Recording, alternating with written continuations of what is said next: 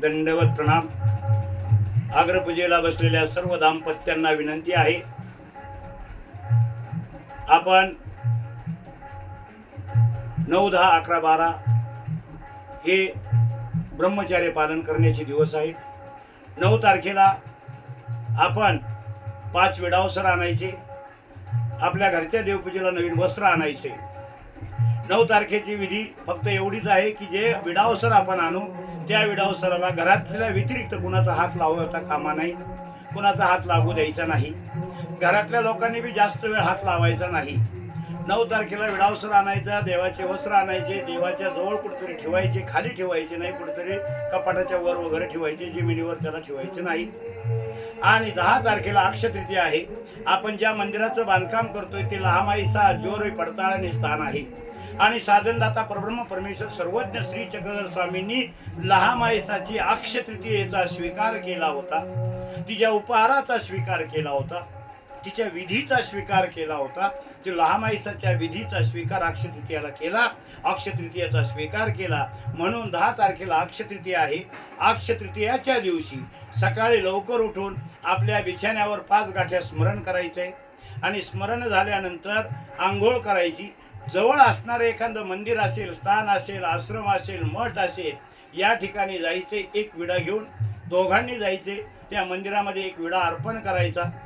घरी यायचं, जाताना कुठे थांबायचं नाही, येतानाही कुठे थांबायचं नाही. आणि घरी आल्यानंतर घरच्या देवपूजेला स्नान घालायचं. स्नान घातल्यानंतर आपण देवपूजेला स्नान घातल्यानंतर एका जणाने देवाला अत्तर लावायचं, एका जणाने देवपूजेचं आसन स्वच्छ साफ करायचं, गाद्या झटकायच्या, नवीन वस्त्र हातरायचे, अत्तर लावलेली देवपूजा त्याच्यावर मांडायची. मांडल्यानंतर गंध लावायचा. गंध लावल्यानंतर पुष्प अर्पण करायची, हार असेल किंवा फुलं असतील आपण अर्पण करायची. आणि मग एक विडा हातामध्ये घ्यायचा, घरातल्या सर्वांना बोलवायचं. आणि हे विधीमध्ये मी तुम्हाला सांगितलेलं आहे, हे परब्रह्म परमेश्वरा, आजपर्यंत आमच्या घराण्यामध्ये अग्रपूजेचा मान कुणाला मिळालेला नाही, तो आम्हाला मिळाला, हे आमचं भाग्य आहे. हे परमेश्वरा, अग्रपूजा ग्रंथ इतका महान आहे की त्या ग्रंथाचा मान स्वयं परब्रह्म परमेश्वर गोपालकृष्णाने स्वीकारलेला आहे. आणि एवढ्या पवित्र ग्रंथाचा मान आम्हाला मिळाला, हे पूर्वीजन्मीचं आमचं भाग्य आहे. हे परमेश्वरा, आमच्या या अग्रपूजेचा आपण स्वीकार करा. अग्रपूजा करत असताना, अग्रपूजेला बसल्यानंतर आमच्याकडून विधीमध्ये काही चूक घडू शकते. आम्ही विधी करत असताना आमच्याकडून अविधी घडू शकते.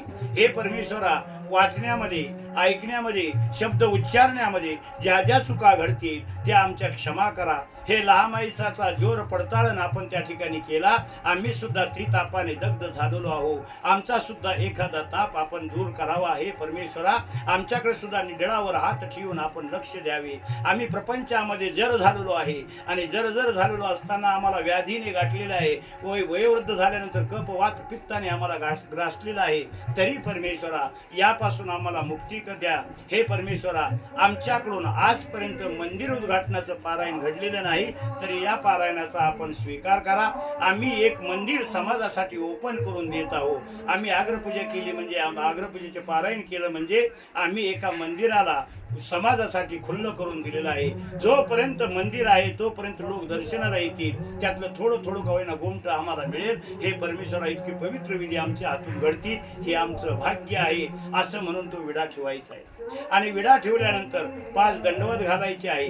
आपण ज्या मंदिराचं उद्घाटन करण्यासाठी पारायणाला बसलो आहोत त्या उद्घाटन करणाऱ्या मंदिरामधली लीळा आहे. लहामाईसाला ताप आलेला आहे. स्वामींनी आपलं श्रीचरण तिच्या कपाळावर ठेवलेलं आहे आणि स्वामी म्हणतात, तुला काय मागायचं ते माग म्हटलेले आहे.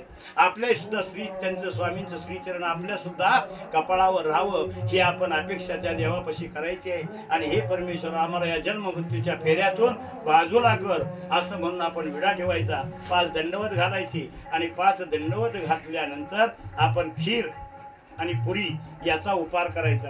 त्याचं रिझन असं आहे की आपण ज्या मंदिराचं उद्घाटन करतोय ते तापा संबंधात आहे. खीरपुरीचा उपार सुद्धा तापाच्या संबंधामध्ये आहे. गोविंद प्रभूला ताप आला, त्यांच्या आईने जोगेश्वरीला नवस केला आणि माझ्या गोविंद प्रभूचा गुंडम रावळाचा ताप जाऊ दे, मी तुला खीरपुरीचा नैवेद्य करीन. गोविंद प्रभूचा ताप गेला आणि खीरपुरीचा उपहार तिने केला.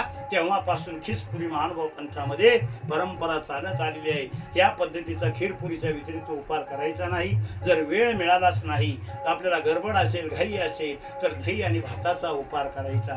या प्रकारची विधी आपण घरी करायची. 2 विडे गेले, 3 विडे राहतात. एक मंदिरात गेला, एक घरच्या देवपूजाला गेला.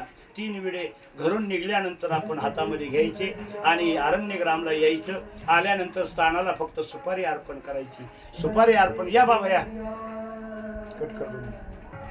आणि आपण अरण्यग्रामला 3 विडे घेऊन आल्यानंतर विडा ठेवायचा नाही. आल्याबरोबर सुपारी ठेवायची. ही भेटीची सुपारी आहे. सगळे स्थानं करा. साधनवंत आहेत त्या साधनवंताला दंडवत करा आणि या ठिकाणी जो प्रोग्राम चालू आहे तो प्रोग्राम घ्या, प्रोग्राम बघा. आणि सकाळी ज्यावेळेस आम्ही तुम्हाला सांगू की आपापले विडे हातात घ्या, त्यावेळेस नवरा बायकोने एक विडा हातामध्ये घ्यायचा. आम्ही पुढं म्हणणार, तुम्ही मागं म्हणा, स्थानाला अर्पण करा. दुसरा विडा पुन्हा घ्या, आम्ही पुढं म्हणू, तुम्ही मागं म्हणा, तुम्ही देवपूजाला अर्पण करा. तिसरा विडा जो आहे आम्ही तुम्हाला ग्रंथ देणार आहे, त्या ग्रंथाला अर्पण करायचा.